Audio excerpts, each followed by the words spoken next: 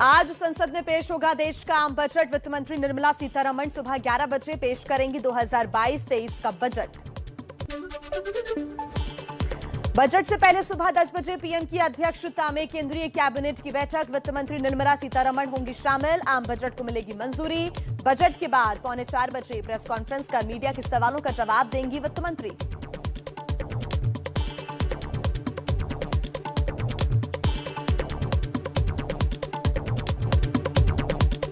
पिछले साल की तरह आज का बजट भी होगा पेपरलेस।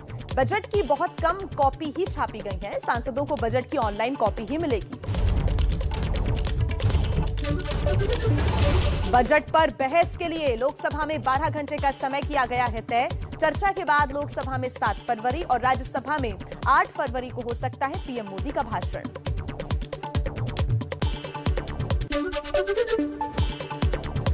वित्त मंत्री निर्मला सीतारमण मोदी सरकार का 10वां और अपने कार्यकाल का चौथा बजट पेश करेंगी। 5 राज्यों में विधानसभा चुनाव से पहले आने वाले बजट में राहत वाले ऐलान की उम्मीद।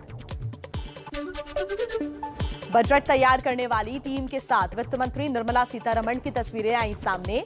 वित्त मंत्री ने टीम के सदस्यों के साथ तस्वीरें खिंचवाई। बजट में रेलवे पर हो सकते हैं बड़े ऐलान। देश के सभी प्रमुख शहरों को जोड़ने के लिए 75 नई वंदे भारत ट्रेनों की भी हो सकती है घोषणा। बजट में रेलवे भर्ती प्रक्रिया को अलग आरआरबी की जगह किसी केंद्रीय संस्था के अधीन किया जा सकता है। और पिछले हफ्ते रेलवे भर्ती परीक्षा पर बिहार में हुआ था बवाल। यूपी में बागपत के किसानों को भी बजट से है बड़ी उम्मीदें। कृषि उपकरण को सस्ता करने और सब्सिडी की किसान कर रही है मांग।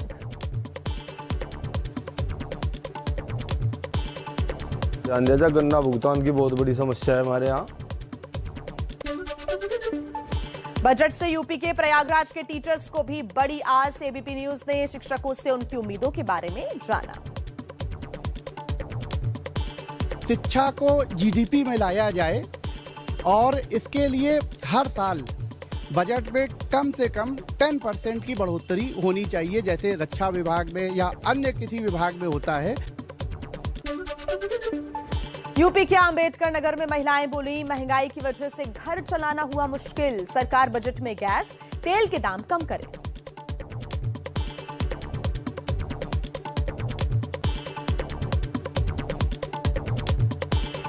सामान्य सस्ती हो, गैस से आदमी परेशान है, तेल महंगी हो चुकी है, सब्जी भी महंगी ही है, कोई चीज़ तो सस्ती नहीं, किससे आदमी गुजारा करे। और हर चीज़ महंगाई है। जो इंसान के पास कमाई नहीं है वो इंसान खाए कैसे, कैसे जिए इंसान, आप बच्चन का कैसे पढ़ाए। दिल्ली के व्यापारियों को बजट से राहत पैकेज की है उम्मीद। सीटीआई की महापंचायत में व्यापारियों के 100 संगठनों ने लिया हिस्सा। 20 लाख व्यापारियों को राहत पैकेज की मांग की।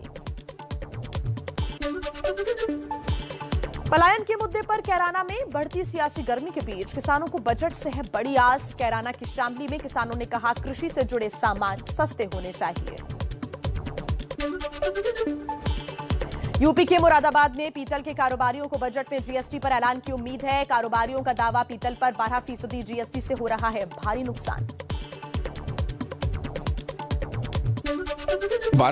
आर्थिक वृद्धि को समर्थन देने के लिए बजट में खर्च बढ़ा सकती है सरकार। माना जा रहा है कि आम बजट निवेश और रोजगार के लिए खर्च बढ़ाने पर केंद्रित होगा।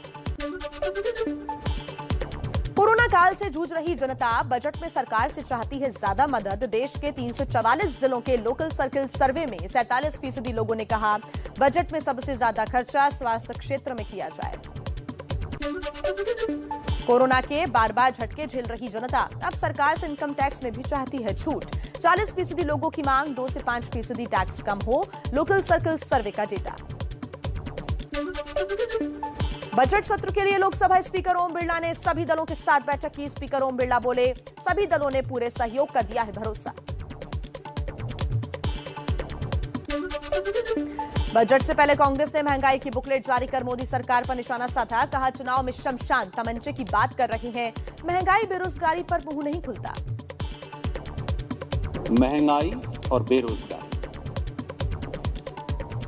इन दोनों को तमचे से मारिए या इत्र छिड़क कर मारिए या कैसे मारेंगे, ये सरकार की जवाबदेही और जिम्मेवारी का हिस्सा है। बजट से पहले राहुल गांधी का ट्वीट लिखा, देश की जनता टैक्स वसूली के बोझ से है परेशान, उन्हें जनता का दर्द नहीं दिखता, सिर्फ अपना खजाना दिखता है।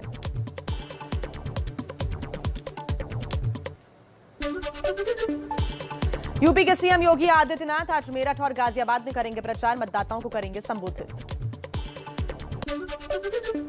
आरएलडी अध्यक्ष जयंत चौधरी का आज मथुरा दौरा, छाता बलदेव और मांड विधानसभा क्षेत्र में मतदाताओं से करेंगे बात।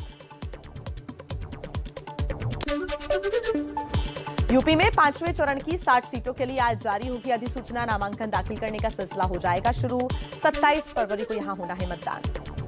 रैलियों जनसभाओं पर रोक 11 फरवरी तक बढ़ी, साथ ही चुनाव आयोग ने रियायत भी दी है। अब खुली जगह पर 500 की जगह 1000 और डोर टू डोर प्रचार में 10 की जगह 20 लोग हो सकेंगे शामिल।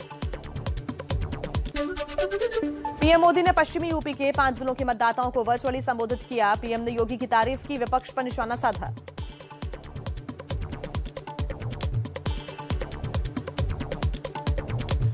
तो देश के अपने टीके पर विश्वास नहीं करते, वैज्ञानिकों पर विश्वास नहीं करते, जो अफवाहों को हवा देते हैं, क्या वो यूपी के युवाओं के टैलेंट, उनके इनोवेशन का, उनकी कल्पकता का सम्मान कर सकते हैं? अखिलेश यादव की समाजवादी पार्टी पर सीएम योगी के हमले, कहा मुजफ्फरनगर के दंगों से लाल रंग में रंगी है एसपी की टोपी। बेटियों की सुरक्षा या कानून व्यवस्था की स्थिति, दंगा, हर तीसरे दिन दंगा या बेटियों की सुरक्षा में कितना खेल होता था, लेकिन आज बेटी भी सुरक्षित है, प्रदेश में दंगे नहीं होते। मैनपुरी के करहल से आज अखिलेश यादव ने भरा पर्चा, बीजेपी ने केंद्रीय कानून राज्य मंत्री एसपी सिंह बघेल को बनाया उम्मीदवार। अखिलेश बोले, यूपी में ऐतिहासिक बदलाव होगा।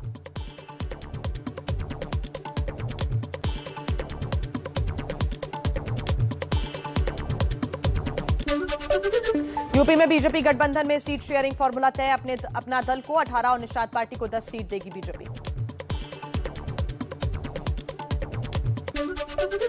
यूपी चुनाव के लिए बीएसपी ने 1900 प्रत्याशियों की घोषणा की। रायबरेली की सलोन सीट से स्वाति सिंह को टिकट, अमेठी से रागिनी तिवारी उम्मीदवार होंगी। कांग्रेस ने कानपुर की कल्याणपुर सीट से विकास दुबे कांड में मारे गए अमर दुबे की पत्नी खुशी दुबे की मां गायत्री तिवारी को उम्मीदवार बनाया। केंद्र सरकार की निजीकरण की नीतियों के खिलाफ आज प्रदर्शन, बिजली विभाग के कर्मचारी पूरे देश में जताएंगे विरोध। मुंबई में कोरोना से बड़ी राहत, दैनिक आंकड़े की अगर बात करें तो 1000 के नीचे आया। 24 घंटे में 960 मरीजों की पुष्टि हुई, 11 मरीजों की मौत हुई। राजस्थान में आज से खुलेंगे 10वीं और 12वीं के स्कूल्स, रविवार को लगने वाला कर्फ्यू भी खत्म, लेकिन नाइट कर्फ्यू रहेगा जारी। मध्य प्रदेश में आज से 1ली से 12वीं तक के स्कूल 50% क्षमता के साथ खुलेंगे। बंगाल में भी 8वीं से 12वीं तक के स्कूल्स और कॉलेजेस 3 फरवरी से खुलने की इजाजत। हरियाणा में आज से 10वीं से ऊपर के सभी स्कूल्स खुलेंगे। महाराष्ट्र और तेलंगाना में भी आज से सभी स्कूल्स कॉलेजेस खोलने का लिया गया है फैसला। हॉकी प्रो कबड्डी लीग में भारतीय महिला हॉकी टीम का शानदार प्रदर्शन, चीन को 7-1 से हराया। वेस्ट इंडीज के खिलाफ 3 वनडे मैचेस की सीरीज खेलने के लिए अहमदाबाद पहुंचे भारतीय खिलाड़ी। गुरुवार तक सभी खिलाड़ी और सपोर्ट स्टाफ को क्वारंटीन में रहना होगा। 6 फरवरी से शुरू होगा सीरीज। कोलकाता में वेस्ट इंडीज के खिलाफ T20 मुकाबलों में 75% दर्शक स्टेडियम में बैठकर मैच देख पाएंगे, यानी तकरीबन 50,000 दर्शक आ सकते हैं। पश्चिम बंगाल सरकार ने दी है हरी झंडी। कप्तान केएल राहुल को लेकर नई IPL franchise, Lucknow Super Giants के मेंटर गौतम गंभीर बेहद उत्साहित हैं। एबीपी न्यूज से बात में कहा, राहुल काफी धैर्य के साथ मैदान पर फैसले लेते हैं, आने वाले दिनों में उनसे काफी उम्मीदें हैं।